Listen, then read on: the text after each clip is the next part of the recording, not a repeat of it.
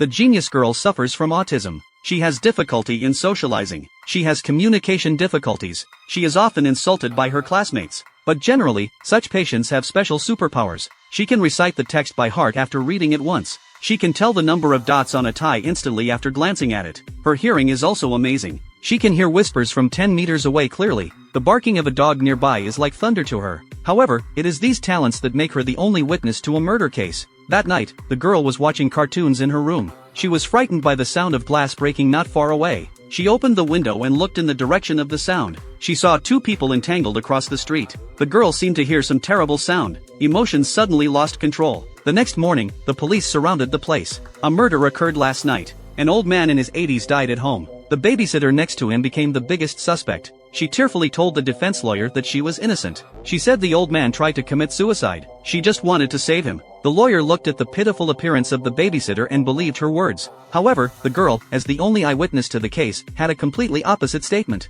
She said that the babysitter was not saving people that night, but killing people. The lawyer watched her interview video and found that the girl had difficulty concentrating on answering questions. She even sang while talking. The lawyer couldn't help but wonder, is the testimony of such a special child really credible? But after asking experts, she realized that the girl just behaved differently from normal people. In fact, she had a high IQ and strong logic in her speech. It was just that she couldn't concentrate, so it sounded easy to be misunderstood. In the trial, the girl covered her ears in pain because the ticking of the clock was too loud. The judge was confused. The second hand 10 meters away could really hear the sound. He ordered someone to remove the battery of the clock. The girl felt much better. Under the prosecutor's questioning, the girl's words were quite accurate. The nanny was attacking the deceased, causing the other party to suffocate. But is it possible that the nanny was saving people at the time, but was misunderstood by the girl as an attack? The girl immediately denied this, saying that the nanny was smiling at the time. But the lawyer sensitively capturing the girl's weakness, he went up and opened the slides, showing several human expression pictures. The girl could barely answer simple smiles and sadness, but when faced with more complex expressions, she became a little embarrassed.